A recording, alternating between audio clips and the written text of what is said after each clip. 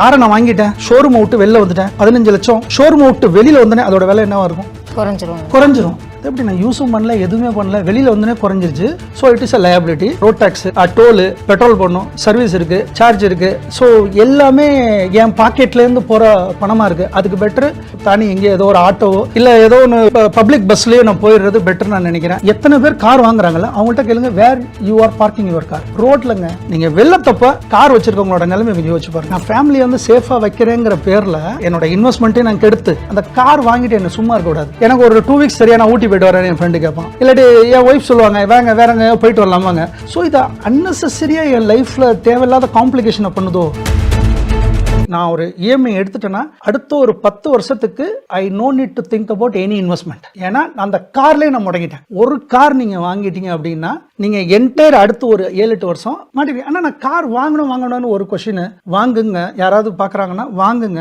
அந்த கார் அந்த ஒரு வருஷத்துல நீங்க வாங்கின அமௌண்ட்டை ரிட்டர்ன் பேக் அந்த கார் பண்ணிடுச்சுன்னா தட் இஸ் அசெட். 1 இயர்க்கு அப்புறம் that is free for you. ஆனால் எத்தனை பேர் அதுக்காக வாங்குறோம்? நான் ஒரு டிராவல் போறேன், இன்னைக்கு நான் போயிட்டேன், அந்த மீட்டிங்கை பிடிச்சிட்டேன், ரிட்டர்ன் வந்துட்டேன். அந்த மீட்டிங்ல நான் சைன் பண்ணி ஏதோ ஒரு ப்ராஜெக்ட் சக்ஸஸ்ஃபுல்லாக பண்ணிட்டேன், முடிச்சிட்டேன். அதுல ஒரு ஜெனரேட் ஆயிடுச்சு என் அக்கௌண்ட்டுக்கு கிரெடிட் ஆயிடுச்சு அமௌண்ட்லனா தட் இஸ் அசெட். ஆனா எத்தனை பேர் அப்படி அசெட்டுக்காக பண்றோம்? நோபடி. சரி, இப்போ இன்னொரு பக்கம் இதை பார்த்தோம் அப்படின்னா நிறைய பேர் எதுக்காக கார் வாங்குறாங்கன்னா, என் ஃபேமிலி வந்து நான் வந்து சேஃபா கூட்டிட்டு போகணும், சேஃபா கூட்டிட்டு வரணும், அவங்களுக்கு வந்து நான் தான் இதை அனுபவிக்கல, அவங்க வந்து இதெல்லாம் அனுபவிக்கணும்ல அப்படிங்கிற ஒரு மனப்பான்மையோட இருக்காங்கல்ல சார். உண்மைதான்.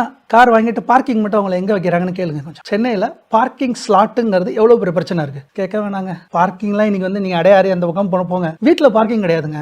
ஏன்னா இன்னைக்கு ரியல் எஸ்டேட்டே நீங்க எப்படின்னா பார்க்கிங் இல்லாத வீடே போறது இல்லை. அன்னைக்கெல்லாம் பார்த்தீங்கன்னா நம்ம வீட்டில் ஏசிக்கு ஹோல் போட்டுருந்துருக்க மாட்டோம். ஏன்னா நமக்கு அந்த தாட்டே கிடையாது. ஏசிலாம் நம்ம யூஸ் பண்ணுவோன்னு நமக்கு தெரியாது. எங்கள் வீட்டில் திருச்சியில் இன்னும் ஞாபகம் இருக்குது, எனக்கு ஒன்றுமே இல்லை, நாங்கள் அதெல்லாம் யோசிச்சதே கிடையாது. இன்னைக்கு நீங்கள் பார்த்தீங்கன்னா வீடுன்னு வந்துட்டு அதில் ஏசி போடணும், கார் ஸ்லாட் வைக்கணும் அப்படிங்கலாம் வச்சு. இன்னைக்கு எத்தனை பேர் கார் வாங்குறாங்கல்ல, அவங்கள்ட்ட கேளுங்க, where you are parking your car?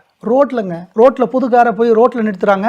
வெளில வந்துச்சுனாக்கா அப்படியே உள்ள போது இன்சூரன்ஸ் கிளைம் பண்றாங்க. இன்சூரன்ஸும் ஒரு 60% 70% தான் வரும். நீங்க வெள்ளத்தப்ப கார் வச்சிருக்கவங்களோட நிலைமை கொஞ்சம் யோசிச்சு பாருங்க. நான் ஃபேமிலியை வந்து சேஃபா வைக்கிறேங்கிற பேர்ல என்னோட இன்வெஸ்ட்மெண்ட்டே நான் கெடுத்து சரி நான் வாங்கிட்டேன், நான் கார் வாங்கிட்டேன். அந்த கார் வாங்கிட்டு என்ன சும்மா இருக்க கூடாது. ஒரு பேர் ப்ரெஷரில் கார் வாங்கிட்டா சும்மா இருக்குது, எனக்கு ஒரு 2 வீக்ஸ் சரியா நான் ஊட்டி போயிட்டு வரேன், என் ஃப்ரெண்டு கேட்பான். இல்லாட்டி என் ஒய்ஃப் சொல்லுவாங்க, வேற எங்க போயிட்டு வரலாமாங்க. ஸோ இதை அன்னெசரியா என் லைஃப்ல தேவையில்லாத காம்ப்ளிகேஷனை பண்ணுதோ. பார்க்கிங் ஏரியா சரியில்லை, மழை வந்தா அதை கவனிக்கணும். நான் என்னைய பார்ப்பேன்னா அந்த காரை பார்த்துட்டு இருப்பேன். நான் போட்டு காசு வாங்கிட்டு நான் உன்னைய கவனிச்சுட்டு இருந்தேன். அப்போ நான் என்ன தான் பண்றது? என் ஸ்கில்ஸ் என்னோட வேலையை நான் பார்க்க வேணாமா? ஸோ இது ஒரு காம்ப்ளிகேஷனாக விஷயம் மாதிரி தெரியுது எனக்கு என்னமோ கார்.